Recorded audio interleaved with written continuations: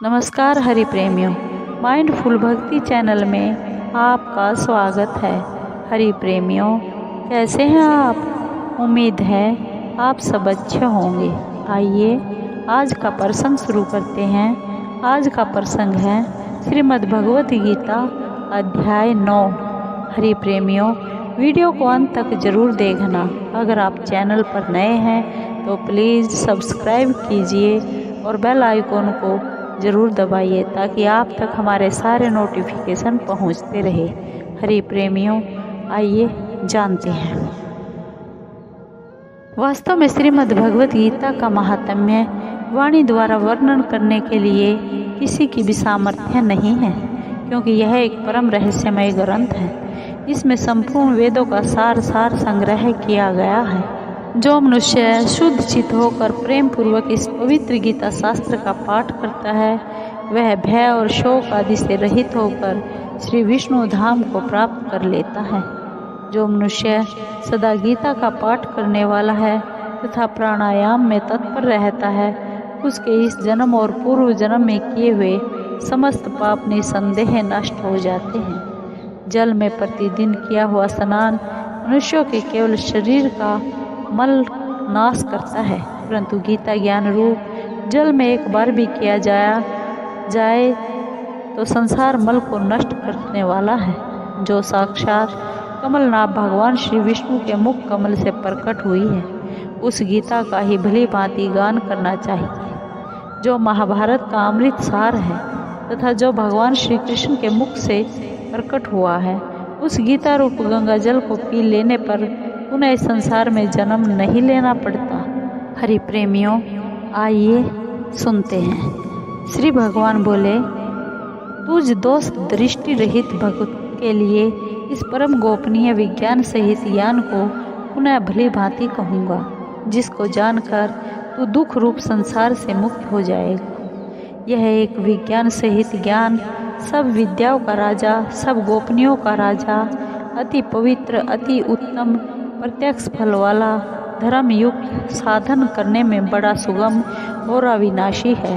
हे परंतप, इस उपयुक्त धर्म में श्रद्धा रहित पुरुष मुझको न प्राप्त होकर मृत्यु रूप संसार चक्र में भ्रमण करते रहते हैं। मुझ निराकार परमात्मा से यह सब जगत जल से बर्फ के सदृश परिपूर्ण है और सब भूत मेरे अंतर्गत संकल्प के आधार पर स्थित है, किंतु वास्तव में मैं उनमें स्थित नहीं हूँ। वे सब भूत मुझ में स्थित नहीं है, किंतु मेरी ईश्वरीय योग शक्ति को देख कि भूतों का धारण पोषण करने वाला और भूतों को उत्पन्न करने वाला भी मेरा आत्मा वास्तव में भूतों में स्थित नहीं है। जैसे आकाश से उत्पन्न सर्वत्र विचरने वाला महान वायु सदा आकाश में ही स्थित है, वैसे ही मेरे संकल्प द्वारा उत्पन्न होने से संपूर्ण भूत मुझ में स्थित है, ऐसा जान। हे अर्जुन, कल्पों के अंत में सब भूत मेरी प्रकृति को प्राप्त होते हैं, अर्थात प्रकृति में लीन होते हैं, और मैं कल्पों के आदि में उनको फिर रचता हूँ। अपनी प्रकृति को अंगीकार करके स्वभाव के बल से स्वतंत्र हुए इस संपूर्ण भूत समुदाय को बार बार उनके कर्मों के अनुसार रचता हूँ। हे अर्जुन, उन कर्मों में आसक्ति रहित और उदासीन के सदृश स्थित मुझ परमात्मा को वे कर्म नहीं बांधते। हे अर्जुन, मुझ अधिष्ठाता के सकाम से प्रकृति चराचर सहित सर्व जगत को रचती है और इस हेतु से ही यह संसार चक्र घूम रहा है। मेरे परम भाव को न जानने वाले मूढ़ लोग मनुष्य का शरीर धारण करने वाले मुझ संपूर्ण भूतों के महान ईश्वर को तुच्छ समझते हैं, अर्थात अपनी योग माया से संसार के उद्धार के लिए मनुष्य रूप में विचरते हुए मुझ परमेश्वर को साधारण मनुष्य जानते हैं। वे व्यर्थ आशा, व्यर्थ कर्म और व्यर्थ ज्ञान वाले विक्षिप्त चित्त अज्ञानी जन राक्षसी, आसुरी और मोहिनी प्रकृति को ही धारण किए रहते हैं। परंतु हे कुंती पुत्र, दैवी प्रकृति के आश्रित महात्मा जन मुझको सब भूतों का सनातन कारण और नाश रहित अक्षर स्वरूप जानकर अनन्य मन से युक्त होकर निरंतर भजते हैं।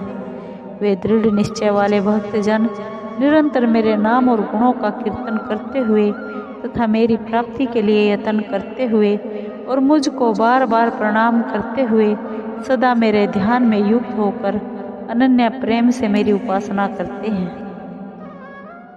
दूसरे योगी जन मुझ निर्गुण निराकार ब्रह्म का ज्ञान यज्ञ के द्वारा अभिन्न भाव से पूजन करते हुए भी मेरी उपासना करते हैं, और दूसरे मनुष्य बहुत प्रकार से स्थित मुझ विराट स्वरूप परमेश्वर की पृथक भाव से उपासना करते हैं। कर्तु मैं हूँ, यज्ञ मैं हूँ, स्वधा मैं हूँ, औषधि मैं हूँ, मंत्र मैं हूँ, घृत मैं हूँ, अग्नि मैं हूँ और हवन रूप क्रिया भी मैं ही हूँ। इस संपूर्ण जगत का धाता अर्थात धारण करने वाला एवं कर्मों के फल को देने वाला पिता माता पितामह जानने योग्य पवित्र ओंकार तथा ऋग्वेद सामवेद और यजुर्वेद भी मैं ही हूँ। प्राप्त होने योग्य परम धाम भरण पोषण करने वाला सबका स्वामी शुभाशुभ का देखने वाला सबका वासस्थान शरण लेने योग्य प्रत्युपकार न चाहकर हित करने वाला सबकी उत्पत्ति प्रलय का हेतु स्थिति का आधार निधान और अविनाशी कारण भी मैं ही हूँ। मैं ही सूर्य रूप से तपता हूँ, वर्षा का आकर्षण करता हूँ और उसे बरसाता हूँ। हे अर्जुन, मैं ही अमृत और मृत्यु हूँ, सत्य और असत्य भी मैं ही हूँ। तीनों वेदों में विधान किए हुए सकाम कर्मों को करने वाले सोमरस को पीने वाले पाप रहित पुरुष मुझको यज्ञों को द्वारा पूज कर स्वर्ग की प्राप्ति चाहते हैं। वे पुरुष अपने पुण्यों के फल रूप स्वर्ग लोक को प्राप्त होकर स्वर्ग में दिव्य देवताओं के भोगों को भोगते हैं। वे इस विशाल स्वर्गलोक को भोग कर पुण्य क्षीण होने पर मृत्युलोक को प्राप्त होते हैं। इस प्रकार स्वर्ग के साधन रूप तीनों वेदों में कहे गए हैं। सकाम कर्म का आश्रय लेने वाले और भोगों की कामना करने वाले पुरुष बार बार आवागमन को प्राप्त होते हैं, अर्थात पुण्य के प्रभाव से स्वर्ग में जाते हैं और पुण्य क्षीण होने पर मृत्युलोक में फिर से आ जाते हैं। जो अनन्य प्रेमी भक्तजन मुझ परमेश्वर को निरंतर चिंतन करते हुए निष्काम भाव से भजते हैं, उन नित्य निरंतर मेरा चिंतन करने वाले पुरुषों का योग क्षेम मैं स्वयं प्राप्त कर देता हूँ। हे अर्जुन, यद्यपि श्रद्धा से युक्त जो सकाम भक्त दूसरे देवताओं को पूजते हैं वे भी मुझको ही पूजते हैं, किंतु उनका वह पूजन अविधि पूर्वक अर्थात अज्ञान पूर्वक है, क्योंकि संपूर्ण यज्ञों का भोक्ता और स्वामी भी मैं ही हूँ, परंतु वे मुझ परमेश्वर को तत्व से नहीं जानते, इसी से गिरते हैं अर्थात पुनर्जन्म को प्राप्त होते हैं। देवताओं को पूजने वाले देवताओं को प्राप्त होते हैं, पितरों को पूजने वाले पितरों को प्राप्त होते हैं, भूतों को पूजने वाले भूतों को प्राप्त होते हैं और मेरा पूजन करने वाले भक्त मुझको ही प्राप्त होते हैं। इसलिए मेरे भक्तों का पुनर्जन्म नहीं होता। जो भक्त मेरे लिए प्रेम से पत्र पुष्प फल जल आदि अर्पण करता है, उस शुद्ध बुद्धि निष्काम प्रेमी भक्त का प्रेम पूर्वक अर्पण किया हुआ वह पत्र पुष्प आदि मैं सगुण रूप से प्रकट होकर प्रीति सहित खाता हूँ।